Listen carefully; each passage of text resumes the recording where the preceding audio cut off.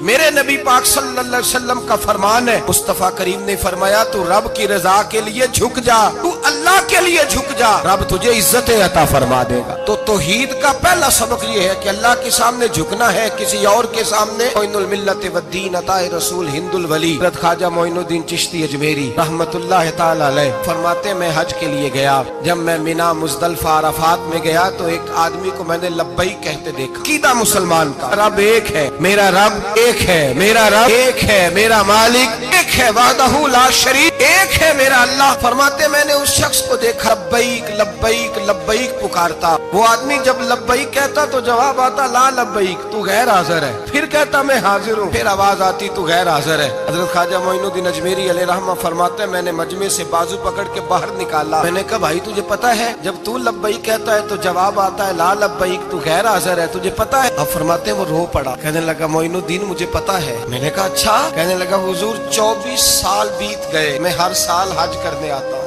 یہ میرا 24واں حج ہے، اور ہر سال آ کے کہتا ہوں لبیک لبیک، میں مصطفیٰ کریم کا وسیلہ لیے حاضر ہوں، لبیک لبیک۔ یہ بے نیاز ہے، ہر سال مجھے کہتا ہے لا لبیک، تو غیر حاضر ہے، ہر سال کہتا ہے۔ خواجہ صاحب فرماتے ہیں اس کی بات سنی تو میرے وجود کے رونگٹے کھڑے ہو گئے۔ میں نے کہا پھر تو ہر سال آ جاتا ہے، ہر سال ہی آ جاتا ہے، 24 سال ہو گئے ہر سال۔ فرماتے اس نے توحید بیان کی تو میری چیخیں نکل گئیں، میدان عرفات میں کھڑے ہو کس نے توحید کا اعلان کیا تو میرا وجود تڑپنے لگا، آہیں اور سسکیاں نکلنے لگیں۔ کہنے لگا معین الدین ایک ہی تو رب ہے، یہاں نہ ہوں تو کہاں جاؤں، تو کوئی اور رب بتا دے میں وہاں چلا جاتا ہوں، اب ہے ہی ایک، کہیں اس کے دروازے پہ رکھے تب بھی ٹھیک ہے، نہ رکھے بھی اس کی بے نیازی ہے یہی، کہاں جاؤں، اس کے دروازے پہ جھکوں، یہی میرا مالک، یہی میرا خالق، یہی میرا رازق۔ خواجہ صاحب فرماتے ہیں میں وہاں کھڑا تھا، عاطف غیب سے آواز آئی معین الدین تو پیچھے ہٹ جا، یہ میرا اور میرے بندے کا معاملہ ہے، تو اس کے بیچ نہ آ،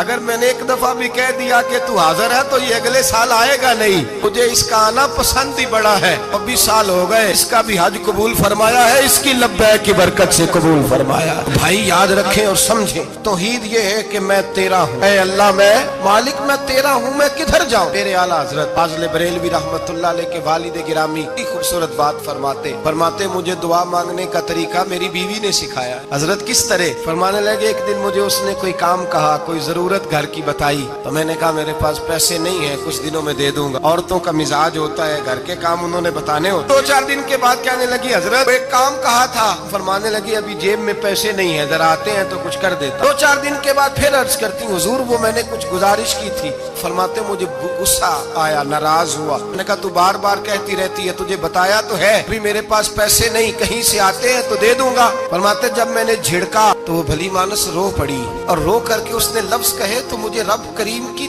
توحید سکھا گئی اور مجھے اللہ سے مانگنے کا طریقہ بتلا گئی۔ وہ کہ کہنے لگی حضور آپ ہی تو میرے خامند ہیں، بتائیے آپ سے نہ کہوں تو میں کس سے جا کے کہوں؟ کون ہے میرا اور کس سے جا کے کہوں؟ کس سے جا کے میں کہوں کہ میرا یہ غم بانٹ دیا جائے؟ آپ فرماتے اس نے بات کہی تو میں رونے لگا، مجھے کہنے لگی حضور کیا ہوا آپ رو پڑے؟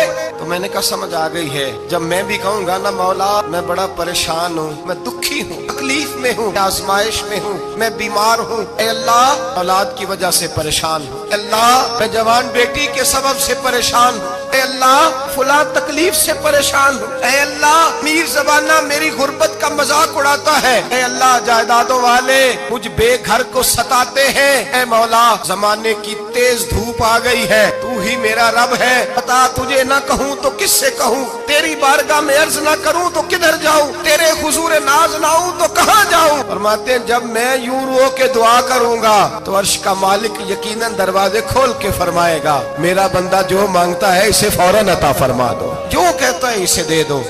اللہ کی بارگاہ میں جھکے گا تو اللہ کے حضور توحید کا تجھے رزلٹ یہ ملے گا کہ جگہ جگہ جھکنے سے تو بچ جائے۔ دوسرا فائدہ توحید کا یہ ہوتا ہے کہ عالمگیر سوچ پیدا ہوتی ہے۔ عالمگیر توحید باری تعالیٰ کا معنی یہ ہے کہ ساری کائنات کو رب نے پیدا فرمایا ہے۔ نبی پاک نے فرمایا الخلق ویال اللہ احب الخلق الی اللہ ما احسن الی یالہ، ساری مخلوق اللہ کا خاندان ہے اور اللہ اس بندے سے محبت کرتا ہے جو اس کی مخلوق سے پیار کرتا ہے۔ یہ